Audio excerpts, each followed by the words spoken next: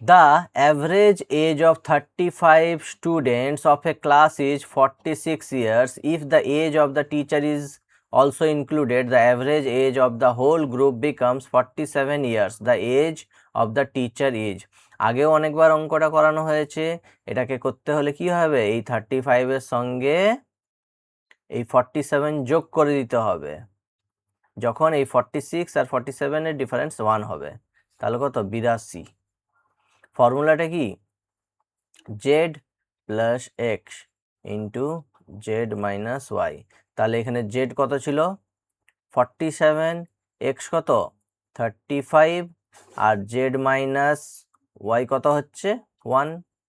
তাহলে 47 plus 35 equals to 82। ঠিক আছে।